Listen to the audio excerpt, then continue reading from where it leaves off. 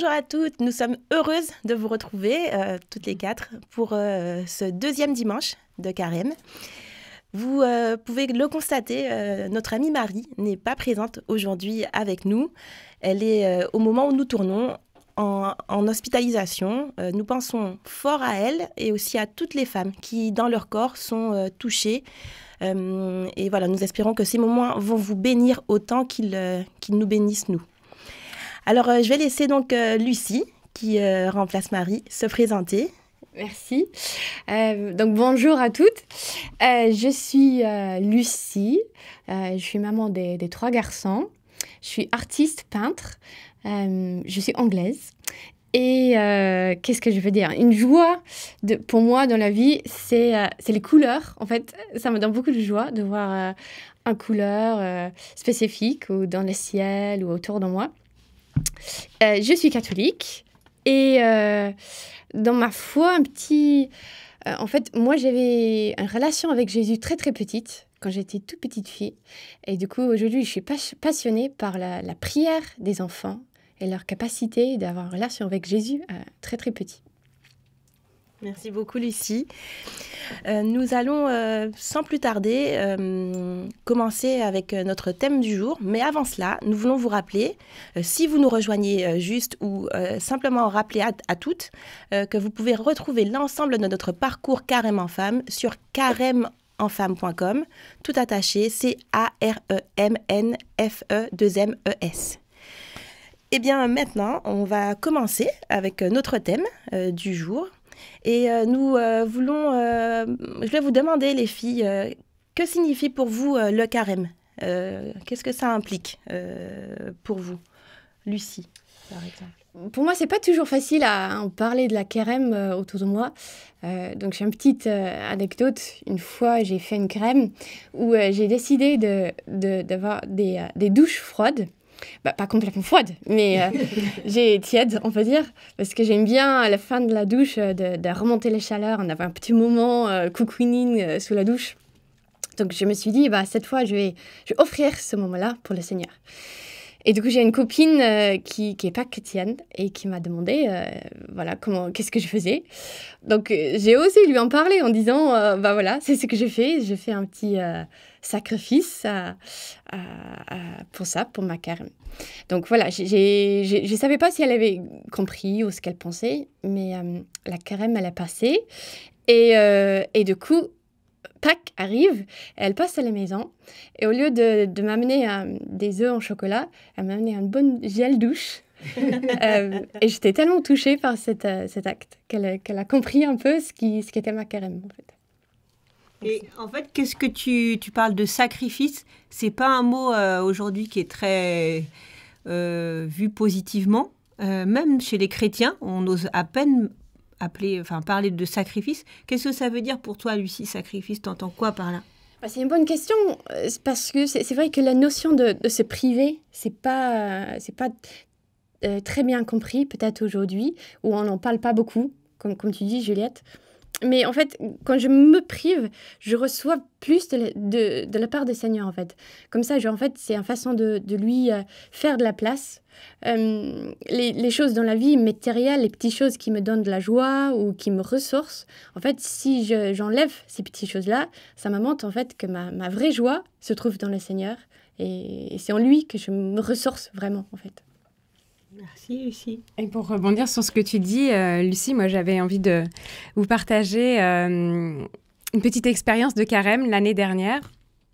J'ai vraiment beaucoup de mal à jeûner. Je suis un peu gourmande, voilà. Je grignote entre les repas. J'aime le sucré. Et donc, l'année dernière, je me suis dit, allez, je vais faire cet effort. Je vais essayer d'entrer dans cet effort-là que je n'ai jamais fait. En offrant ce temps, en disant, Seigneur, cette petite privation, ce petit sacrifice, comme tu disais, je te l'offre comme une prière supplémentaire pour quelqu'un. Voilà, je l'ai vraiment, chacun des efforts de carême que j'ai fait en plus l'année dernière, j'ai vraiment demandé au Seigneur de venir bénir ce petit effort pour quelqu'un. Et chacun de ces efforts, je les ai offerts pour quelqu'un, notamment pour un ami qui luttait avec un cancer l'année dernière. et sa famille. Et voilà, ça m'a vraiment porté cette intention de dire Seigneur, je le fais pour ça, je le fais pour lui, viens bénir sa famille, viens le guérir. Et du coup, l'effort était léger. Merci Léonore. Et toi, Juliette? Alors moi, je vais prendre un peu à rebours tout ça parce que j'ai été élevée dans l'idée du sacrifice et du coup, j'ai gardé une saine horreur du sacrifice. Je n'aime pas du tout souffrir. Et encore moins faire des sacrifices, je trouvais que c'était violent. Et faire mal pour se faire mal, j'ai toujours eu du mal à comprendre le sens de ça. Et puis, quand même, après ma conversion, j'ai essayé de rentrer dans le carême les années qui ont suivi. Et puis, une année, je n'arrivais à rien. Donc, aucun effort. Vraiment, j'arrivais à rien. Et j'ai été très touchée parce que j'ai reçu beaucoup de bénédictions du Seigneur pendant ce temps du carême. J'ai reçu des grâces très particulières, des grandes joies. Et en fait, j'ai réalisé que le Seigneur ne me demandait pas nécessairement ces sacrifices, que peut-être la première étape avant ces sacrifices, c'était de me sentir aimée par lui, que c'était ça la première étape. Et après, dans les années qui ont suivi, j'ai pu du coup rentrer dans la notion d'effort, un peu comme vous disiez les filles, c'est-à-dire par amour pour quelqu'un, par amour soit pour Dieu, soit pour d'autres personnes, offrir une difficulté, une petite peine ou un petit effort. Mais j'ai été vraiment touchée que le Seigneur me bénisse pendant tout ce carême où je n'avais rien fait. Voilà, c'était vraiment une joie. Ouais. Donc les grâces sont à venir chercher, même si on n'arrive pas à faire des efforts. Voilà, ouais. En fait, le Seigneur, il veut nous donner des grâces quoi qu'il arrive. Eh bien, c'est intéressant parce que moi, Myriam, en tant que protestante évangélique, nous n'avons pas de période de carême, en tout cas dans mon assemblée où je vais on n'a pas de temps où on va jeûner tous ensemble, cet effort collectif sur plusieurs semaines. Mais cela fait quelques années que j'ai été sensibilisée avec des amies qui, elles, sont catholiques, donc pratiquantes, et qui pratiquaient le carême. Et moi, la raison pour laquelle je vois l'intérêt de faire le carême, c'est l'idée de me dire, en fait, j'ai envie d'aller plus loin, j'ai envie et j'aime l'idée d'être boostée, de le faire ensemble avec d'autres femmes, de m'approcher du Seigneur, et que ce temps de carême puisse resplendir, résonner tout au long de mon année. Merci Myriam de ton partage. Et bien maintenant, nous allons passer à notre partage de la parole de Dieu.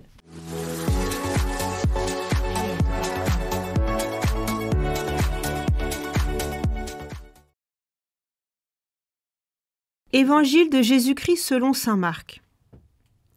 En ce temps-là, Jésus prit avec lui Pierre, Jacques et Jean, et les emmena eux seuls à l'écart sur une haute montagne. Il fut transfiguré devant eux. Ses vêtements devinrent resplendissants, d'une blancheur telle que personne sur terre ne peut obtenir une blancheur pareille. Élie leur apparut avec Moïse, et tous deux s'entretenaient avec Jésus. Pierre alors prend la parole et dit à Jésus : « Rabbi, il est bon que nous soyons ici. Dressons donc 3 tentes. Une pour toi, une pour Moïse et une pour Élie. » De fait, Pierre ne savait que dire, tant leur frayeur était grande. Survint une nuée qui les couvrit de son ombre, et de la nuée une voix se fit entendre.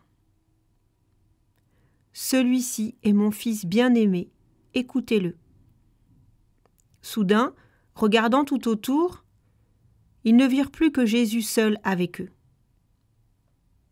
Ils descendirent de la montagne et Jésus leur ordonna de ne raconter à personne ce qu'ils avaient vu avant que le Fils de l'homme soit ressuscité d'entre les morts. Et ils restèrent fermement attachés à cette parole, tout en se demandant entre eux ce que voulait dire ressuscité d'entre les morts.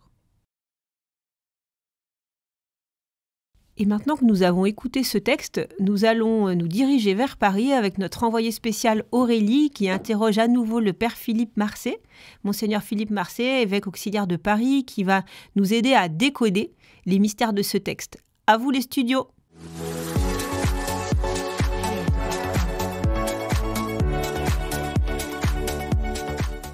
Alors bonsoir Père Philippe et bonsoir à toutes en studio ou devant votre écran. On est à nouveau super heureuse de vous retrouver pour le décodeur de ce soir.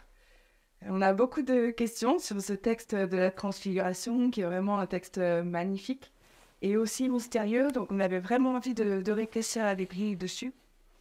La première question qui nous vient et qui nous a interpellés, c'est pourquoi est-ce que Jésus il ne choisit que 3 disciples?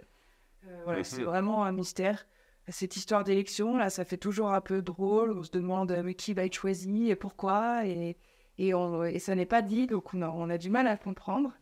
Et la deuxième question, c'est plus sur la réaction de Pierre, qui paraît un peu saugrenu, puisqu'il vit un truc absolument extraordinaire. Il a une vision, il y a des nuées, Élie et Moïse apparaissent, il entend la voix du Dieu, et puis sa réaction à lui, c'est de dire, bah tiens, et puis bah, si on montait une tente, quoi. Ça paraît un petit peu... disproportionné. Un petit peu disproportionné ou un petit peu lunaire, finalement. Ça nous dépasse un peu. Pourquoi est-ce qu'il pense à tout ça d'un coup, à un aspect super matériel, alors qu'il vit une expérience extraordinaire? Donc voilà, c'est notre deuxième question. Et puis la dernière, c'est lorsqu'ils descendent, Jésus leur dit, bon, bah, maintenant, vous la bouclez. Alors, pourquoi est-ce que le Seigneur leur demande ça, alors qu'ils viennent de vivre quelque chose d'absolument extraordinaire, qu'ils pourraient vouloir le partager autour d'eux? Maintenant, ils doivent le garder. Et ça paraît pas naturel. Et puis, ça revient souvent dans la Bible. Jésus demande souvent de ce terme, et notamment pour les guérisons. Donc, quel est le sens de cette demande de Jésus? Voilà, ça fait beaucoup de questions, Père Philippe, donc nous vous écoutons avec attention. En fait, je ne sais pas si vous avez remarqué que les prénoms des 3 qu'il choisit, c'est Pierre, Jacques et Jean. Et Pierre, Jacques et Jean, c'est les 3 aussi qu'il va emmener à Gethsémani pour le vendredi saint. Et donc, CEUX qu'il va faire descendre le plus bas possible dans la connaissance de son humanité, Gethsémani, il les fait monter au plus haut dans la connaissance de sa divinité. Et donc, c'est pour les protéger de Gethsémani qu'il les emmène sur le mont Tabor. Et donc, entre ces 2 scènes, il y a une connexion qu'il faut faire, comme entre le vendredi saint et le dimanche de Pâques. Puisqu'en fait, cette transfiguration, c'est quoi? C'est rendre visible dans son humanité, sa divinité. Et l'accomplissement aussi des Écritures, dans la mesure où Moïse et Élie, qui sont morts depuis des années, vont apparaître. Donc c'est un bout de ciel sur la terre, dans laquelle doit entrer le triptyque évangélique et apostolique représenté par Pierre, Jacques et Jean, dans la nuée qui représente l'Esprit Saint, en entendant la voix du Père qui parle à son Fils, et donc on a tout le mystère trinitaire. En fait, c'est comme si la Trinité était venue sur ce lieu-là, pour permettre à l'Église, Pierre, Jacques et Jean, de pouvoir vivre la fin du ministère de Jésus, puisqu'on est à peu près ici au milieu de sa prédication, et notamment sa passion. Et ce texte est toujours lu dans comme deuxième étape dans le carême, pour rappeler à ceux qui sont peut-être en situation de doute ou de difficulté sur le sens du carême, sur leur propre vie, sur leur propre péché, etc. N'oublie pas, Jésus, il est vainqueur. Et donc quand Pierre ne comprend évidemment pas ça, Marc, qui l'écrit, commence à le comprendre, mais justement, pourquoi Pierre ne comprend pas ça? Parce que on ne peut saisir le sens de cet événement que quand Jésus sera ressuscité. Donc si on annonce, vous savez ce que j'ai vu, avant que Jésus soit ressuscité, les gens ils vont nous prendre pour des fous. Donc en fait, ce secret, c'est accepte, attends, prends le temps de vivre la totalité de ce que le Seigneur veut vivre avec toi, notamment le don de sa propre vie dans la mort et sa résurrection, avant d'annoncer quelque chose qui est tellement incroyable que personne ne le croira. Et donc, il propose effectivement de monter non pas une tente, mais 3 tentes Quechua, une pour Moïse, une pour Élie et une pour lui. Donc, il n'a vraiment rien compris. Parce qu'en fait, c'est symbolique, cette tente. D'abord, ça renvoie pour le judaïsme à la fête des tentes, c'est-à-dire la fête de l'Exode, où les Hébreux plantaient la tente. Et donc, ça veut dire, on est super bien ici. Plantons 3 tentes, on continue de vivre entre nous. Mais il aurait dû dire, plantons une tente, et peut-être que Jésus aurait accepté, parce qu'il aurait compris ce que Jésus voulait lui faire comprendre, c'est que Moïse et Élie étaient dans l'attente, l'apostrophe attente, mais que l'attente de la rencontre, c'est Jésus, et c'est lui seul. Et c'est pour ça qu'à la fin de la vision, il n'y a plus que Jésus seul. Bon carême. Merci beaucoup, Père Philippe. Tout est plus clair maintenant. Écoutez, tout se passe très bien dans nos décodeurs. Je vous propose qu'on poursuive l'aventure et je vous dis donc avec grande joie à dimanche prochain. À dimanche prochain. À vous le studio. Merci, Père Philippe, pour cet éclairage. Nous passons donc à la partie suivante de notre émission, un temps de partage où on va vous dire comment cet évangile a résonné de façon sensible pour chacune d'entre nous.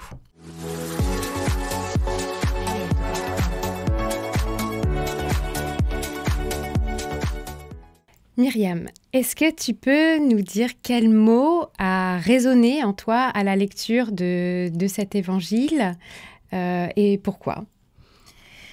Eh bien, moi, c'est le mot « écoutez-le ». Mais plus largement, la scène était assez incroyable dans ma tête. J'ai vu un film fantastique devant mes yeux. Et écoutez-le, et je me demande comment est-ce qu'on peut, dans notre quotidien, être assez à l'écoute, même quand les choses paraissent incroyablement rocambolesques ou sans que ça parte forcément dans le fantastique, mais est-ce qu'on est capable d'écouter la voix de Dieu, même quand autour, il y a un écran de fumée et que c'est pas si simple. Merci Myriam. Juliette, je te laisse prendre la suite. Ouais, je relisais un petit peu et moi, le mot qui m'a touchée, c'est le mot « resplendissant ».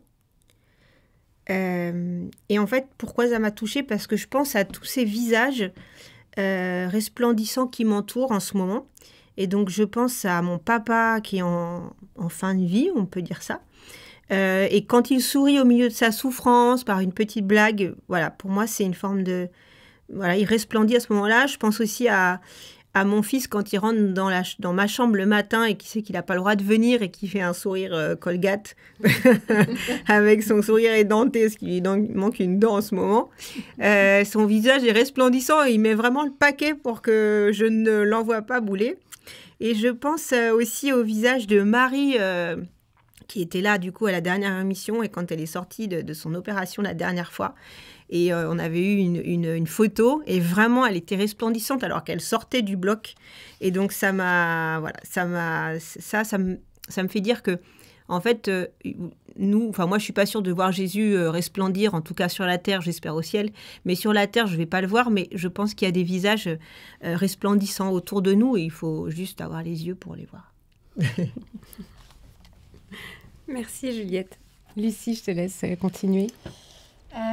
Donc moi, j'étais touchée par ils ne virent plus personne que Jésus seul avec eux. Et ça m'a parlé aussi un peu de mes efforts de carême. En fait, comment je fais la place pour Jésus. Et en fait, on finit par, avec tous ces petits actes, on finit par penser beaucoup plus à lui, je trouve. Et on finit par être seul avec Jésus. C'est une démarche qui me booste dans ma vie de foi, parce qu'il est souvent un peu occupé, on peut dire, par les choses qui sont normales dans la vie. Mais ça me donne la joie de penser, de me retrouver seule avec Jésus. Merci. C'était difficile pour moi d'avoir quelque chose de particulier à vous partager et je pense que ce que dit Pierre, ou voilà, Pierre ne savait que dire. Je pense que je retiendrai ça. Je pense que parfois, face à des choses qui sont très fortes, cette transfiguration, c'est un moment très, très, très, très fort, très incompréhensible pour les disciples. Bah, je crois, voilà, j'ai envie de rester comme Pierre, sans voix. Pour poursuivre ce temps, tout de même, on va reprendre la parole. On va vous partager ce qu'on a envie de retenir de ce petit temps de partage tout simple. Myriam, je te laisse reprendre la parole. Eh bien, moi, ce que j'ai envie de dire, je m'adresse aux plus jeunes. Si ça se trouve, il y a des jeunes filles qui ont 20 ans, tout au plus, et qui nous suivent. Et peut-être que vous avez été voir un dernier Marvel. Eh bien, moi, je me dis que Dieu, il était assez fort pour avoir déjà fait un Marvel bien avant le temps des Marvel. Et il a prévu une scène incroyable. Moi, je suis épatée de voir cette scène prendre vie. Et moi, je me dis, il est capable de faire des choses extraordinaires. Merci. Alors moi, ce que je garde, c'est vraiment la clarté du paradis. Et j'ai hâte de voir cette clarté, cette lumière du paradis. Et je garde le fait que je pense qu'elle est déjà un petit peu ici. Voilà. Et j'ai envie de continuer à la voir de temps en temps. Moi, je garde cette invitation de Jésus de pas être encombré par l'encadrement de notre foi parfois, mais de vraiment cette invitation d'être seul avec lui. C'est ça qui m'invite à faire. Merci Lucie. Eh bien moi j'ai envie de rebondir sur ce que tu disais, Juliette. Ton partage m'a beaucoup touchée. Et effectivement, j'ai envie de garder cette idée des visages, d'aller voir, d'aller chercher dans les visages des personnes qui nous entourent, des personnes que l'on croise, ce visage transfiguré de Jésus, cette présence divine autour de nous. Voilà. On passe maintenant à la suite de l'émission. Donc, on vous propose de garder quelques questions en tête à creuser un peu tout au long de cette semaine.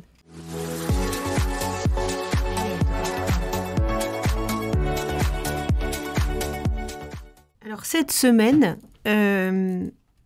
vous propose, avec l'équipe de Drôles de Dames, on vous propose de réfléchir à ce qui est beau dans votre vie, tout simplement, en fait. À prendre le temps, peut-être le soir, de faire le point et de dire merci. Pour celles qui croient, merci au Seigneur. Pour celles qui ne croient pas, merci à la vie de ce qui a été beau. Voilà, et de le garder. Et parfois aussi de réfléchir, peut-être une piste qui me vient, c'est quand il y a quelqu'un qui vous énerve beaucoup, peut-être de penser à ce qui est beau chez cette personne pour essayer de convertir notre regard. Voilà. J'en ai beaucoup, des personnes comme ça, donc ça va être un effort pour moi. Mais je crois que vraiment, quand on arrive à changer le plan sur la personne et à regarder, tiens, une belle qualité, et plutôt que de penser, de s'arrêter sur la qualité de cette personne et d'y repenser, ça peut venir nous aider à sortir d'une amertume ou d'une difficulté avec elle. Il y a une notion qui est importante aussi dans ce texte, c'est la notion de tente. Et nous, ce qu'on vous propose, c'est de regarder un petit peu dans votre tente qu'est-ce qui serait encombrant et qui ferait qu'il est difficile d'accueillir Jésus dans votre tente, soit en vous intérieurement, mais parfois aussi dans sa maison. Parce que parfois, dans notre maison, on a des trucs encombrants.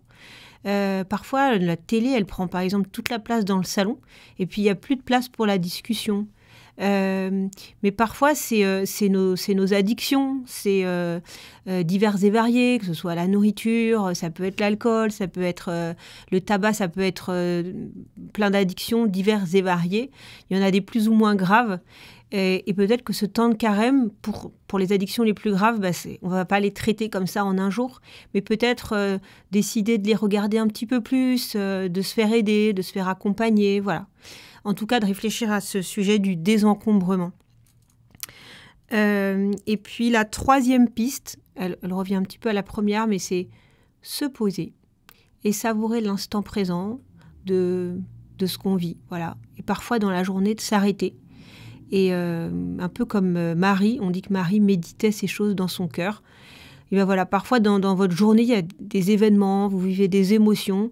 N'hésitez pas à vous arrêter et à garder ça dans votre cœur, à vous poser, à l'offrir au Seigneur, à contempler, à s'arrêter. Voilà pour les pistes. Merci Juliette. Et donc concrètement, on vous propose toutes les semaines un petit geste.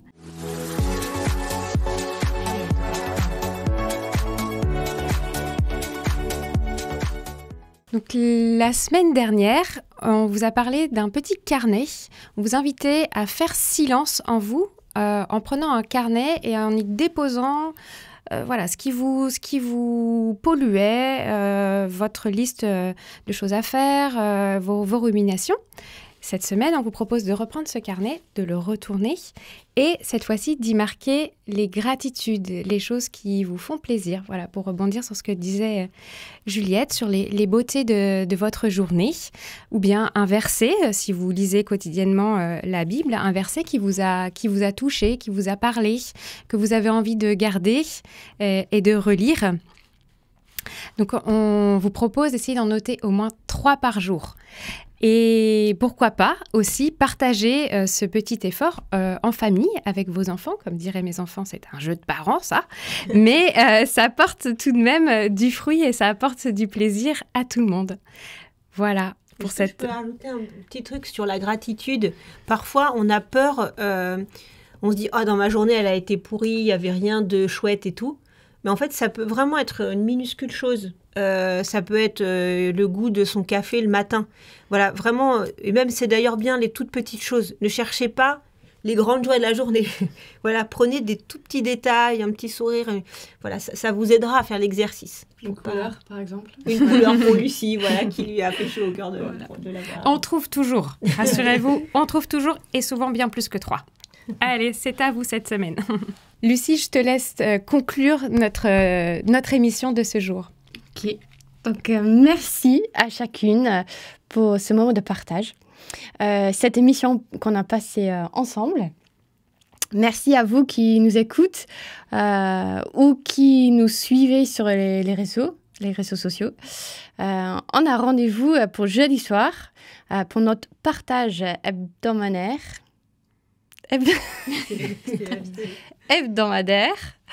Plutôt. N'oubliez pas que vous pouvez inscrire sur le site Carême en Femme.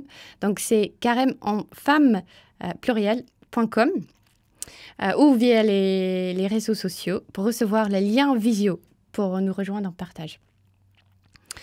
Donc, pour terminer ce temps, on va prendre un petit temps de prière ensemble pour remettre tout ça dans les mains du Seigneur. Donc, en vous proposant de nous suivre dans la prière, où vous êtes, dans votre maison, dans votre petite pièce, ou dans la voiture, où vous êtes. Seigneur, comme les apôtres sur le mont Tabor, il est bon que nous soyons ici, maintenant, en ta présence. Je veux prendre ce temps pour être avec toi et prendre le temps d'aimer. Je veux prendre le temps de repenser à tous les petits et grands moments de ma vie où tu t'es manifesté à moi, à travers ta parole, à travers une personne, une situation, un sacrement. Je te rends grâce pour cela. Seigneur, garde-moi un cœur plein de gratitude. Aide-moi à voir le beau dans mon quotidien chargé, parfois lourd, et à garder l'espérance dans mes moments de doute ou d'épreuve. Je te confie cette espérance dans mes moments de doute et je te confie cette semaine qui démarre, ce carême, qui est en temps de grâce pour me rapprocher de toi. Amen.